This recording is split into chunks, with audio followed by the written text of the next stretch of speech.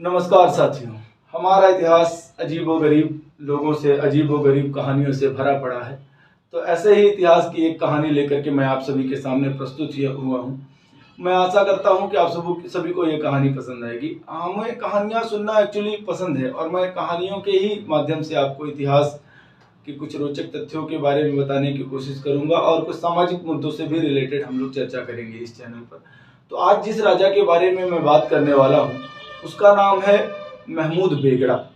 उसका पूरा नाम और रियल नाम है अबुल फत नासिरुद्दीन महमूद शाह प्रथम। यह एक बहुत ही अजीब राजा है। इसका नाम आजकल क्यों फेमस हो रहा है, क्यों इसका नाम लिया जा रहा है, सबसे पहले ये जानेंगे। अभी हाल ही में नरेंद्र मोदी जी ने एक जूनागढ़ में एक मंदिर का शिलान्यास किया है। वहाँ पर कुछ बदलाव किए हैं, आपने पढ़ा हो। वहाँ पर उसका गुंबद हटा करके मंदिर स्थापित किया है। तो यह कहा जा रहा है कि उस पौराणिक मंदिर को उस महमूद बेगड़ा ने तोड़ दिया था, जिसको आज 500 साल बाद हमारे प्रधानमंत्री जी ने फिर से उसका पुनर्जन्म किया है, तो जीर्णोद्धार किया है। तो आइए उस राजा के बारे में जानते हैं। तो महमूद शाह एक बहुत ही अजीब गरीब कहानी इसलिए भी है क्योंकि ऐसा आपको जनरली ऐसी कहानियां सुनने को कम ही मिलेंगी।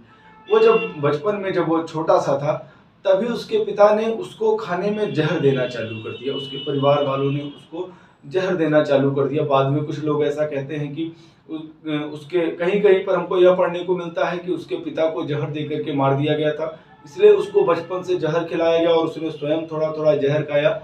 और कुछ लोग ऐसा कहते हैं कि उसके पिता इस बात से पहले से ही सजग थे कि इसको कोई जहर देकर के मार न सके, इसलिए उसको बचपन से ही थोड़ा थोड़ा जहर खिलाते हैं। जैसा हम सभी जानते हैं कि अगर हम कोई भी चीज लगातार हमारे बॉडी के साथ में हो रहा है तो हमारी बॉडी उसको लेकर के इम्यून सिस्टम डेवलप कर लेती है और हमारे बॉडी में उसकी मात्रा भी पर्याप्त हो जाती है। तो ऐसा जहर के साथ भी हुआ।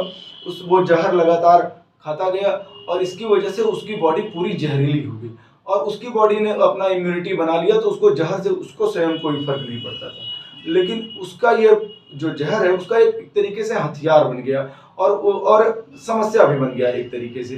तो जब भी कभी वह उसके शरीर पर कोई भी अगर मक्खी आकर के बैठती और वो जाकर के किसी फूल पर बैठती तो वो मक्खी तुरंत मर जाती। कोई कीड़ा बैठता वो तुरंत जाकर के मर जाता। यहाँ तक कि अगर वह किसी महिला के साथ शारीरिक संबंध बनाता और तो भी उस महिला की मृत्यु हो जाती।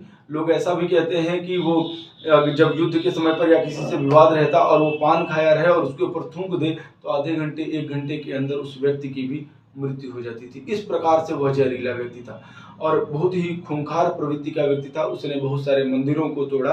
गुजरात के कई सारे राज्यों में जैसे कि जूनागढ़ है, जैसे कि कच्छ है, यहाँ के आसपास के इलाकों पर उसने लगभग 50 साल तक राज्य किया। 12 साल की उम्र में ही वह राजा बन गया था और लगभग 65 साल की उम्र में उसकी मृत्यु हुई।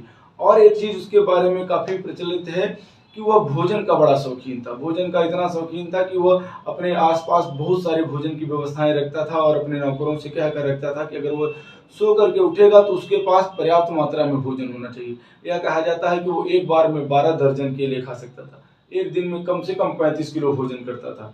तो ये उस राजा की कहानी है और आशा करता हूँ कि ये आप सभी को अच्छा लगा होगा और अगर अच्छा लगे तो अपना प्यार जरूर दें।